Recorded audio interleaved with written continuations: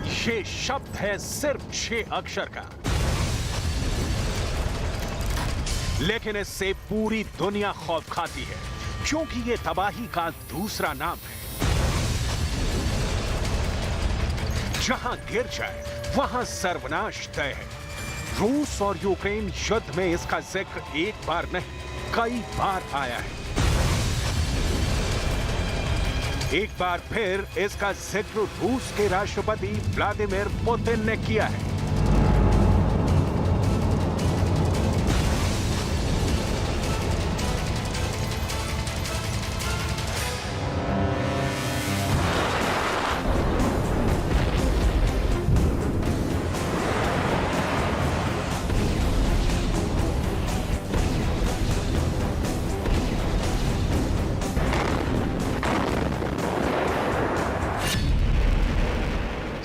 महीने से चल रहे यूक्रेन युद्ध का क्लाइमेक्स आ गया है।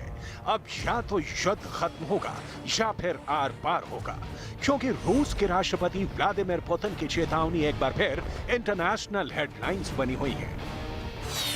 सुनिए पुतिन ने ऐसा क्या बोल दिया है। Пошел и ядерный шантаж.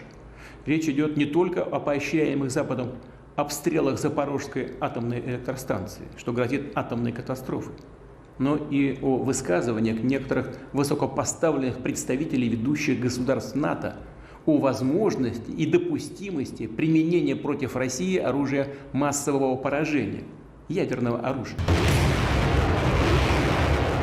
पुतिन ने यूक्रेन को मदद दे रहे पश्चिमी देशों पर न्यूक्लियर ब्लैकमेल का आरोप लगाया है। पुतिन का कहना है कि नेटो के कुछ देश और उनके नेता रूस के खिलाफ परमाणु हथियार के इस्तेमाल की धमकी दे रहे हैं। पुतिन ने आरोप लगाया कि पश्चिमी देश रूस को बर्बाद करने में लगे हैं। रूस कोई भी कदम उठाने को तैयार है। सैन्य मोर्चाबंदी के आदेश पर साइन हो चुका है। रूस पर खतरा हुआ तो करारा जवाब देंगे। रूस कोई भी साधन अपनाने को तैयार है। परमाणु हमला करने से नहीं हिचकेंगे। परमाणु हमला कोई झांसा नहीं है। पुतिन को सुनेंगे तो उनके लगाए सारे आरोप शीशे की तरह साफ हो जाएंगे। Тем, кто позволяет себе такие заявления в отношении России, хочу напомнить, что наша страна также располагает различными средствами поражения, а по отдельным компонентам и более современными, чем у стран НАТО. И при угрозе территориальной целостности нашей страны для защиты России и нашего народа мы, безусловно, используем все имеющиеся в нашем распоряжении средства. सुना आपने, पुतिन ने पूरी दुनिया के सामने अपना पुराना प्रण दोहराया कि वो रूस की रक्षा के लिए किसी भी हद तक जा सकते हैं। Граждане России могут быть уверены, территориальная целостность нашей Родины, наша независимость и свобода будут обеспечены. Подчеркну это еще раз. Всеми имеющимися у нас средствами. А те, кто пытаются шантажировать нас ядерным оружием, должны знать, что роза ветров может развернуться и в их сторону. यानी पुतिन ये साफ कह रहे हैं कि अब लक्ष्मण रेखा पार हो गई है। रूस को हल्के में लेना खतरे से खेलना है। इसके लिए पुतिन ने अपने संबोधन में सेना को मोबिलाइज करने का आदेश भी सुनाया है। दूसरे विश्व युद्ध के बाद ये पहला मौका है जब रूस अपनी सेना को मोबिलाइज करेगा। पुतिन के संबोधन का संक्षिप्त सार ये है। पुतिन ने यूक्रेन में सैनिकों की तैनाती बढ़ाने की बात कही है। इसके तहत रूस 3 लाख रिजर्व सैनिकों को इकट्ठा कर रहा है। रूस ने यूक्रेन के बॉर्डर पर कम से कम 660 एयरक्राफ्ट तैनात कर दिए हैं। आशंका जताई जा रही है कि पुतिन यूक्रेन पर बहुत बड़ी एयर स्ट्राइक कर सकते हैं। यूक्रेन के शहरों को रूस का हिस्सा बनाने के लिए रूस जनमत संग्रह कराने जा रहा है। रूस ने ऐलान किया है कि डोनेट्स्क, लुहांस्क, खेरसोन और ज़ैपोरिज़िया में वोट डलवाए जाएंगे। जनमत संग्रह के लिए ये वोटिंग 23 से 27 सितंबर तक की जाएगी। और पुतिन की प्लानिंग का मतलब है कि यूक्रेन के टुकड़े टुकड़े, यूक्रेन के उन इलाकों में जनमत संग्रह की प्लानिंग है जो रूस के कब्जे में है। पुतिन की यह रणनीति मास्टर स्ट्रोक कही जा रही है। रूस ने यूक्रेन के उन 4 इलाकों में जनमत संग्रह की घोषणा की है जिन पर रूस ने या तो पूरी तरह या आंशिक रूप से कब्जा जमा रखा है। ये इलाके हैं डोनेट्स्क, लुहांस्क, खेरसोन और ज़ैपोरिज़िया। रूस की सरकारी मीडिया में शुरुआती जनमत संग्रह का एक नतीजा भी दिखाया गया है। डोनेट्स्क, लुहांस्क, खेरसॉन और ज़ैपोरिज़िया में 80% से अधिक लोग रूस में शामिल होना चाहते हैं, जबकि डोनेस्क और लुहांस्क में यह आंकड़ा 90% से अधिक है। Долгие 8 лет ждали референдум о присоединении к России. Это была наша общая мечта и наше общее будущее. И вот это случилось. Референдуму быть. पुतिन के जनमत संग्रह वाले प्लान से साफ हो जाता है कि उनकी नजर शुरू से ही यूक्रेन के आधे चांद पर थी। यूक्रेन की धरती का वो टुकड़ा आधे चांद के आकार का है। पुतिन का मिशन मून पूरब में खार्किव से दक्षिण में ओडेसा तक वाले यूक्रेन के पूर्वी दक्षिणी हिस्से को रूस में मिलाना है। जब पुतिन ने इस जंग को शुरू किया तो उनका सबसे बड़ा लक्ष्य था क्राइमिया को रूस की मुख्य भूमि से जोड़ना, यानी क्राइमिया और रूस को जमीनी रास्ते से लिंक कर देना। और ये जमीनी रास्ता यूक्रेन के जिस हिस्से से होकर गुजरता है उसके पूर्वी दक्षिणी हिस्से पर अगर गौर से देखें तो ये आधे चांद के आकार में दिखता है, जिस पर 100% कब्जा इस वक्त पुतिन की युद्ध में पहली प्राथमिकता बनी हुई है। यही वजह है कि पुतिन ने अपने संबोधन में बाकायदा इसका जिक्र किया है। लेकिन पुतिन के इस संबोधन को लेकर पश्चिमी मीडिया में अलग दावा पेश किया जा रहा है। दावा किया जा रहा है कि परमाणु हमले की चेतावनी वाली स्पीच के दौरान पुतिन की तबीयत बेहद खराब थी। स्पीच की रिकॉर्डिंग पुतिन की खराब तबीयत के चलते कई बार कैंसिल करनी पड़ी। दावा तो यहां तक है कि न्यूक्लियर हमले की धमकी से रूस के कई आला अधिकारी बेहद नाराज थे, लेकिन पुतिन ने अपना वीटो यानी इस्तीफे की धमकी दे दी। एक तरफ परमाणु धमकी, दूसरी तरफ यूक्रेन में रिजर्व सैनिकों को इकट्ठा करने की बात, और तीसरा और मास्टर स्ट्रोक जनमत संग्रह, जिसके जरिए पुतिन वो करने जा रहे हैं जो उनकी मिसाइलें नहीं कर पाई। ज़ेलेंस्की ने एक इंटरव्यू में कहा है कि उनको इस बात का यकीन नहीं कि पुतिन परमाणु बम का इस्तेमाल करेंगे।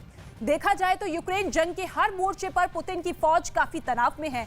यूक्रेन के काउंटर अटैक के बाद रूस के पांव उखड़ने शुरू हो चुके हैं और एक ह्यूमन राइट एक्टिविस्ट की तरफ से दावा यह किया गया है कि जंग जारी रखने के लिए रूस के पास सेना कम पड़ गई है, लिहाजा पुतिन के इशारे पर रूस की जेलों में बंद कैदियों को रूस की सेना में भर्ती किया जा रहा है।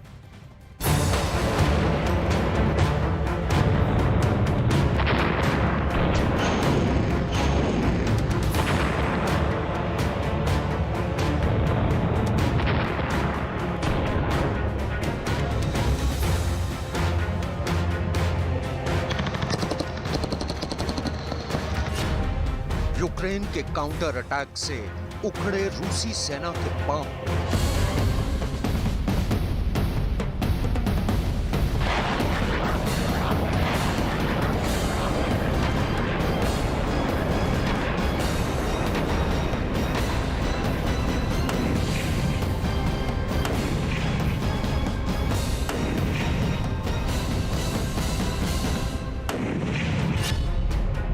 यूक्रेन ने वापस जीते कई अहम इलाके।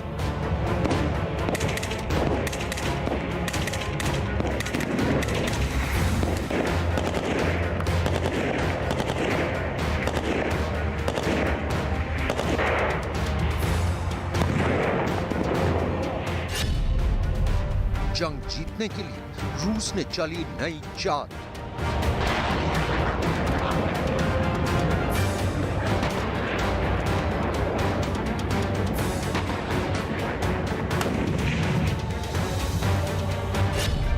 यूक्रेन फतेह का फॉर्मूला, पुतिन का कर्म।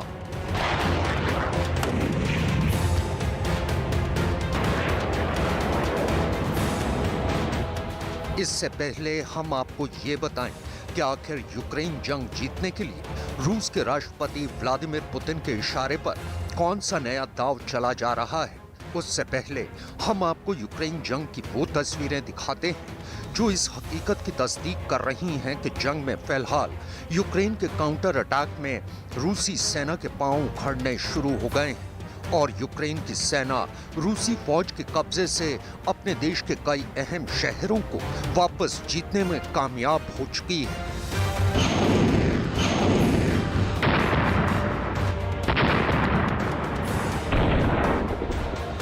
रूस के राष्ट्रपति व्लादिमीर पुतिन को भी शायद इस बात का इल्म है कि यूक्रेन जंग में अब रूस की फौज को कई जगहों पर भारी नुकसान पहुंचा है। इतना ही नहीं, यूक्रेन ने एक नई रणनीति के तहत अपने काउंटर अटैक में एक रूसी सैनिक के मुकाबले 8 यूक्रेनी सैनिक उतार दिए हैं। इस अचानक हमले के लिए रूसी सेनाएं तैयार ही नहीं थी। इसके साथ ही उनकी तादाद भी यूक्रेनी सैनिकों से काफी कम थी।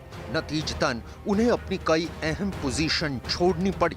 लेकिन राष्ट्रपति पुतिन ने यूक्रेन में जंग जारी रखने के लिए एक नया दांव चला है। ये दावा किया है रूस के ह्यूमन राइट एक्टिविस्ट ने। ये व्लादिमीर ओस्टकिन है। फिलहाल ओस्टकिन अपने परिवार के साथ फ्रांस में रहने के लिए मजबूर है। व्लादिमीर ओस्टकिन का दावा है कि राष्ट्रपति पुतिन के इशारे पर उनकी प्राइवेट आर्मी यानी वैगनर ग्रुप के चीफ येवगेनी प्रिगोजिन गुलाग यानी रूस की अलग अलग जेलों से कैदियों को यूक्रेन के खिलाफ जंग लड़ने के लिए रूसी फौज में भर्ती कर रहे हैं। अपने दावों को साबित करने के लिए ओस्टकिन ने इन तस्वीरों के अलावा एक वीडियो भी पोस्ट किया है। भूरी जैकेट में नजर आ रहा ये शख्स ही येवगेनी प्रिगोजिन है, जो यूक्रेन जंग के लिए रूस की जेलों में बंद कैदियों को रूसी सेना में भर्ती कर रहा है। और अगर ऐसा हुआ तो यूक्रेन में तबाही आने से कोई रोक नहीं सकता, क्योंकि सैनिकों के बदले यूक्रेन में रूस के क्रिमिनल लड़ते नजर आएंगे। ह्यूमन राइट एक्टिविस्ट के दावे के मुताबिक रूस अब तक यूक्रेन जंग के लिए 28,000 कैदियों को अपनी सेना में भर्ती कर चुका है।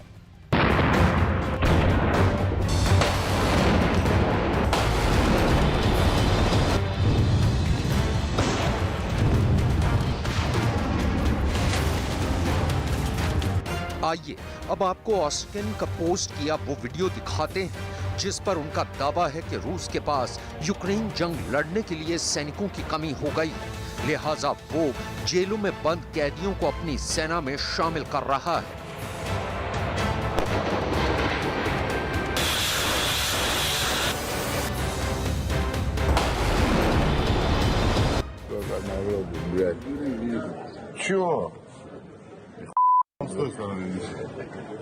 В ТикТок сейчас выложу, блядь.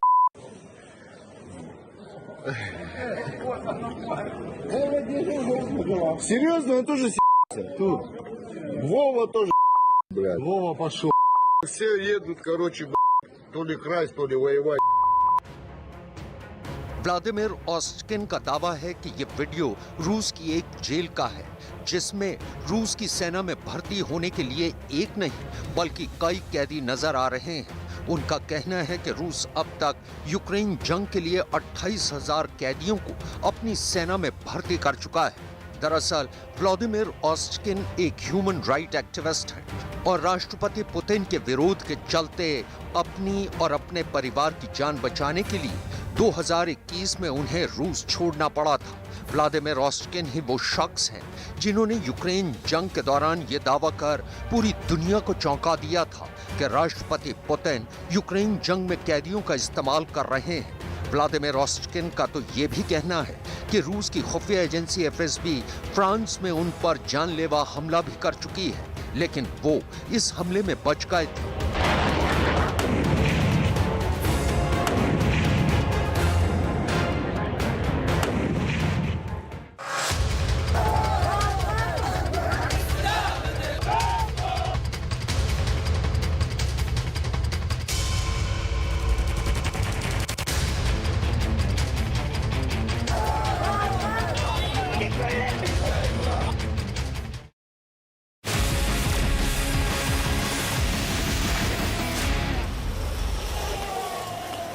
नमस्कार, बहुत स्वागत है आपका। आप देख रहे हैं देश का number 1 news channel news 18 India. मैं हूं आपके साथ Shalini Kapoor Tiwari. Popular front of India PFI के नाम से आप जिसे जानते हैं, बहुत बड़ी आज छापेमारी एक साथ पूरे देश के अंदर PFI के अलग अलग ठिकानों के ऊपर हो रही है। ये सबसे बड़ी खबर इस वक्त की आपको मैं बता रही हूँ, जब दिल्ली सहित अलग अलग राज्यों में PFI के ऊपर ज्वाइंट ऑपरेशन ED और NIA का इस वक्त चल रहा है। अहम खबर इस वक्त की, ED की टीम और NIA की टीम एक साथ 10 से अधिक जगहों पर छापेमारी कर रही है। ये आज की सबसे अहम और बड़ी खबर।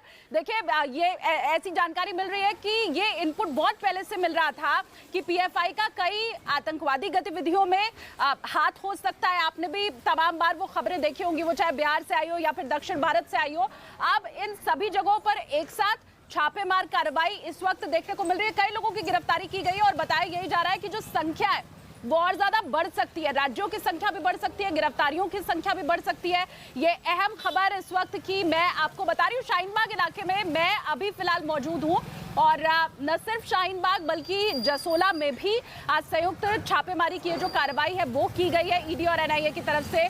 तो ये सबसे अहम खबर। और देखिए, इसके पहले आपने सुना भी होगा, कई बार विपक्ष भी सरकार को घेरने की कोशिश कर रहा था। ये चीज भी यहाँ पर स्पष्ट कर देना जरूरी है कि पीएफआई बैंड कोई ऑर्गेनाइजेशन नहीं है।